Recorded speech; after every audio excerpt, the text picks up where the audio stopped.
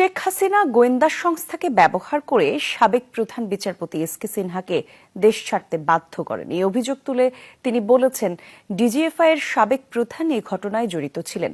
জানান, বাসার ইন্টারনেট বন্ধ করে দেওয়া হয়েছিল। তখন কারো সাথে দেখা করা বা কথা বলাও বন্ধ করে দেন গোয়েন্দারা।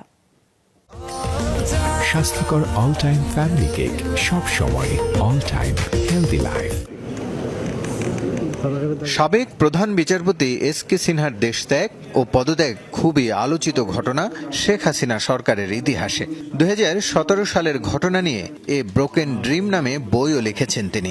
এরা করাপ্ট, তাদের অনেকে জেল খেটেছেন। যমুনা টেলিভিশনের সঙ্গে ভিডিও আলাপে তিনি জানালেন, তখনকার সরকারের সঙ্গে তার দ্বন্দ্বের শুরু ঋণ খেলাপিদের দায় মুক্তি নিয়ে, যা চূড়ান্ত পর্বে গড়ায় বিচারপতিদের অপসারণের ক্ষমতা বিষয়ক ষোড়শ সংশোধনী বাতিলের মাধ্যমে।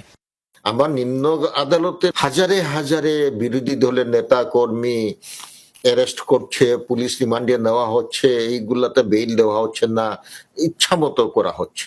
প্রধানমন্ত্রী স্ট্রেট ওয়ে বললো, নিম্ন আদালতের এটা হবে না, এটা আপনি ভুলে যান। আমি বললাম, তাহলে এই সুপ্রিম জুডিশিয়াল কাউন্সিল অ্যাবলিশ করে যে আপনি পার্লামেন্টে নিয়েছেন, এটা আমি হতে দেব না। এস.কে সিনহা বলেন, সরকার তাকে চাপ দিতে গোয়েন্দা সংস্থা ব্যবহার করেন। অত্যাচার আরম্ভ করলেন ডিজিএফআই এর চিফ তখনকার দিনের মোহাম্মদ সাইফুল আবেদী। বলছে, স্যার আপনি রেজিগনেশন দেবেন, আপনি দেশের বাইরে চলে যাবেন। আমি বললাম, আপনি কে? Who are you? What audacity you have got? সাবেক এই প্রধান বিচারপতি জানান, অসুস্থ না হলেও তাকে নিয়মিত বিএসএমএমইউ থেকে চিকিৎসক পাঠানো হতো। বাসার ইন্টারনেট বন্ধ করে পদত্যাগের জন্য চাপ দেন তখনকার ডিজিএফআই প্রধান। House arrest, I was in solitary confinement. PG hospital থেকে 2-3 জন ডাক্তার আসতেন, ইয়ে করতেন। আমি বললাম, আপনারা আসছেন আমাকে, তারা বলে সরকার আমাদেরকে পাঠিয়েছে, আমাদের কিছু করণীয় নাই। এইটাই, মানে আমি অসুস্থ এবং আমি এই জন্য ট্রিটমেন্টে যাব। আমি বললাম যে আমি অসুস্থ না।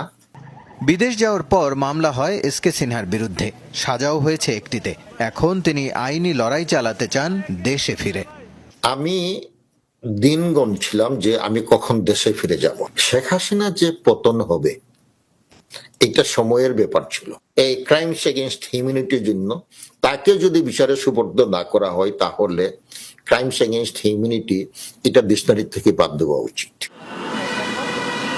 রাসেল আহমেদ, যমুনা নিউজ, ঢাকা।